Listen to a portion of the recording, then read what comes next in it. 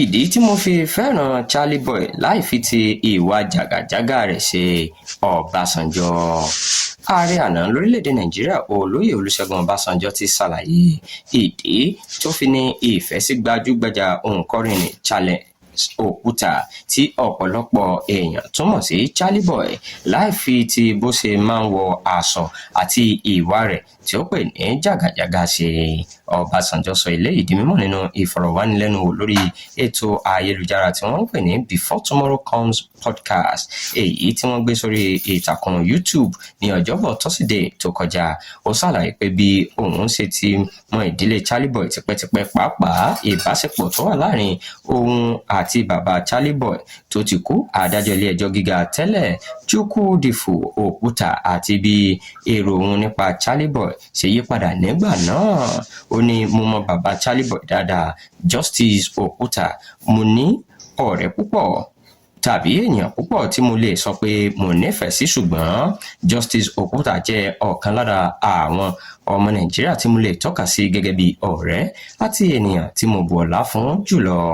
Ṣàdédé ni mo bẹ̀rẹ̀ sí rí Charlie Boy, wọ́n sì ní ọmọ Justice Òkúta ni. Justice Òkúta jẹ́ ènìyàn tó níwà rere, tó mọ tó sì máa ń wọ aṣọ dáradára, ṣùgbọ́n nígbà tí mo rí Charlie Boy ó ń wọ aṣọ jàgàjàgà, mo ní báwo ni àgbà ènìyàn ṣe máa wọ irú aṣọ báyìí? Ìdí nìyí tí mi ò fi kà sí nǹkan pàtàkì ní àkókò náà.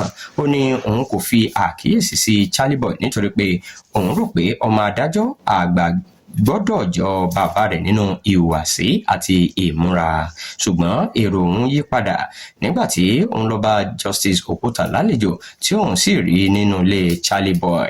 Ṣùgbọ́n ohun tó yà òun lẹ́nu ni bóun ṣe ń tọ́jú bàbá rẹ̀. Bí Charlie Boy bá wọ aṣọ dáradára jù bẹ́ẹ̀ lọ ní ìgbà mẹ́wàá, kò lè tọ́jú bàbá rẹ̀ ju bí mo ṣe rí tó tọ́jú rẹ̀ lọ. Níbẹ̀ ni mo ti bẹ̀rẹ̀ sí ní nífẹ̀ẹ́ Charlie Boy. Ó wá yé mi yékéyéké pé gbogbo ìwà àti ìmúra jàgàjàgà rẹ̀ jẹ́ ara iṣẹ́ orin kíkọ àti ìdánilárayá tí ó ń gbà láti rọwọ́ mú lọ sẹ́nu. Ó ní Charlie Boy tọ́jú ìyá rẹ̀ pàápàá ju bó ṣe tọ́jú bàbá rẹ̀ lọ. Ó sì fún ìyá náà ní ìsìnkú tó bójúmu. Mo tún kọ́ àwọn ẹ̀kọ́ púpọ̀ nínú ìgbésí ayé rẹ̀ àti ti àwọn òbí rẹ̀, pàápàá bàbá rẹ̀. Ààrẹ tẹ́lẹ̀ náà ní ìbáṣepọ̀ láàrin Charlie Boy àti bàbá rẹ̀ jẹ́ ẹ̀kọ́ fún àwọn òbí pé kí wọ́n má darí àwọn ọmọ wọn, ṣùgbọ́n kí wọ́n jẹ́ kí wọ́n yan ọ̀nà tí wọ́n fẹ́ níwọ̀n ìgbà tí kì bá ti ṣe iṣẹ́ ọ̀daràn. Ó tún ké sí àwọn ọmọ Nàìjíríà láti máa ní faradà àti ìṣọ̀kan, kí wọ́n má ṣe dá gbogbo ẹ̀yà lẹ́bi nítorí ìwà ènìyàn kan.